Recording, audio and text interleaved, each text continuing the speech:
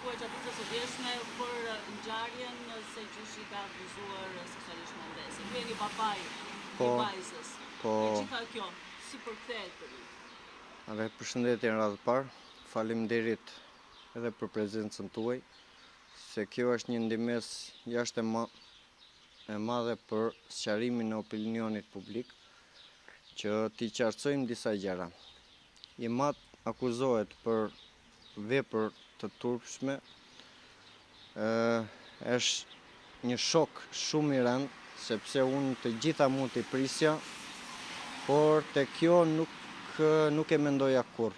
Aq më tepër për këtë rast, sepse mos të them për deklarat, do më thënë që të mbrojt Imat, po mjafton të pyesni këtë donin në fshatin, do më thënë se si e kam mbajtur Imat vajzën time, që unë ja kam lënë në kujdestari, sepse vajzën unë e kam marrë prej 6 muajshe, që e jema e braktisi, dhe për mos ta çuar në jetimore, unë e kam marrë nën kujdestarin time, në bashkëpunim me prindrit, duke i thënë që kështu është situata, si do veprojmë, me kushtet vështira që si jam rritur unë në familjen time, bashkë me motrën time, me familjen, me prindrit, me vështirësitë ekonomike, mua prindrit më kanë dalë krah që të dy.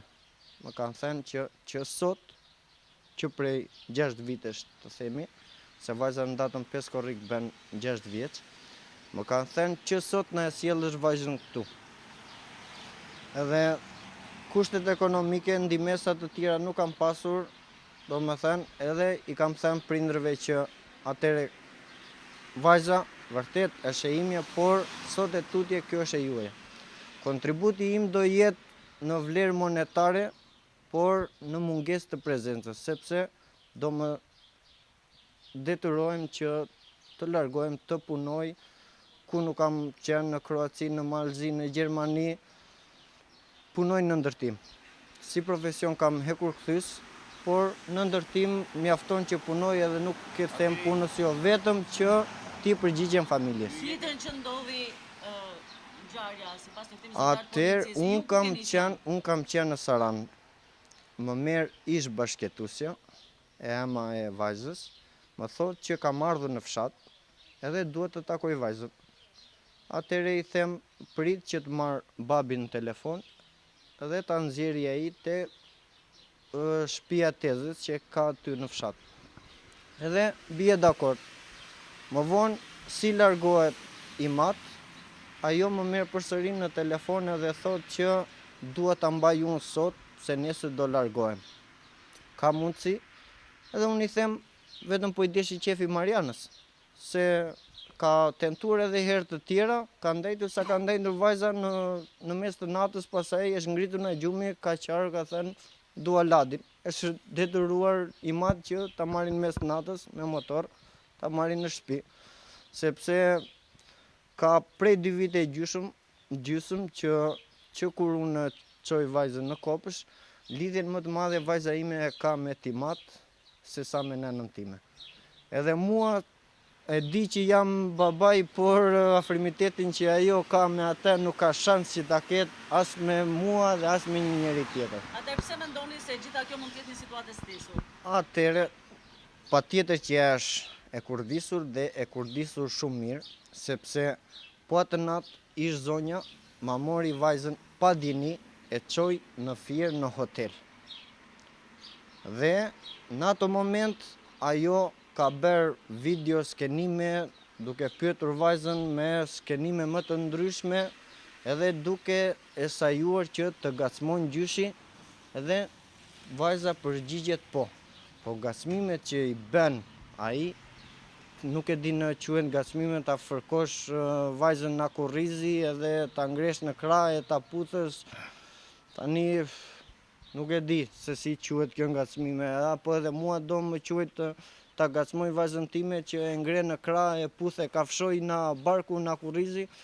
Kështu që unë jam shumë i shokuar, më tepër për opinionin publik, se edhe Imat, unë më tepër i trem me mënyrë se si po e përjeton ai atje. edhe vajza ime, sepse kam 2 net që po e gënjej që do vi Ladi, se vajza më ngrihet natën e gjumi, qanë edhe po më brethun kam video, mreme kam filmuar, që dua Ladin edhe po shku lesht e kokës. Dhe s'mundem si ta gënjej me, se di them do ta marr Ladin, do vi Ladin nesër o nena, edhe vajza është jashtë mase e prekur, si që thash se lidhjen që kanë ata të dy është zorë që ta gjesh.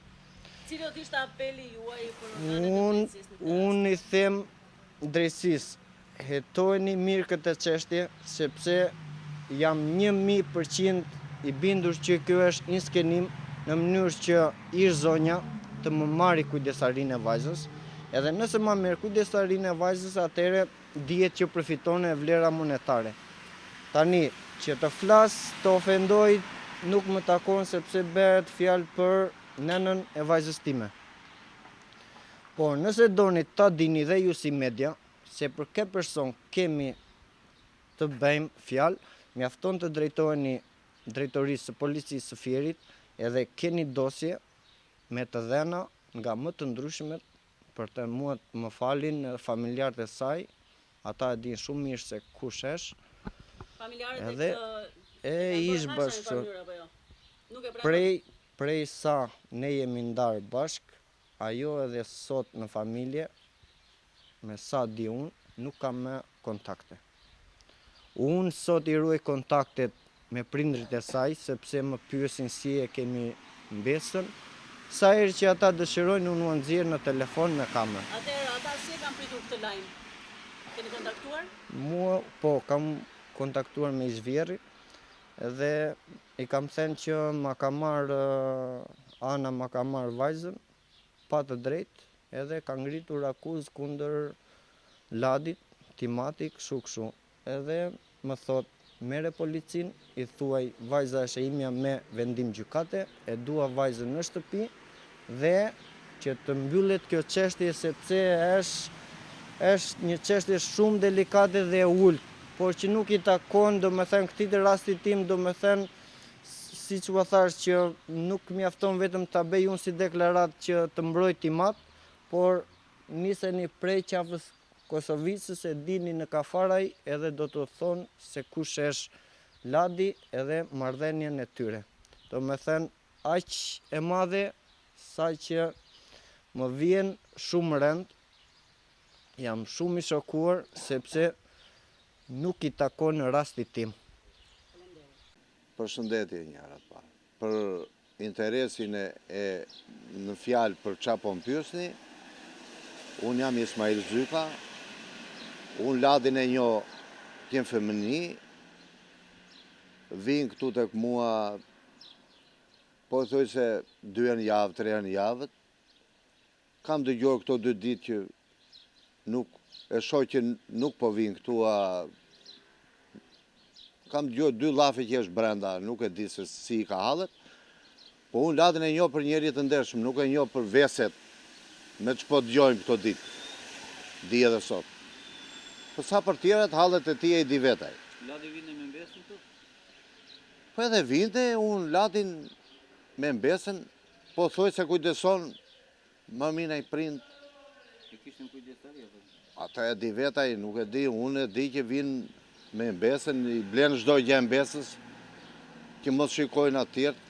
Pra ju nuk keni vënë re asnjë lloj çuditshme, por Jo, zbefja nuk e ka atë, nuk e ka, më fal. Pra atë vetëm atë se s'ma do mendje, nuk më shko mendje. Tashin Perëndia Zoti e di, po besoj se ai në trupin e tij nuk e ka, se çdo njeri duket. Pastaj do t'i dalë një gjë. Jeta është e madhe. Vetëm atë ves nuk e ka. Vetëm atë, u se besoj. Edhe s'ma do mendje ta besoj.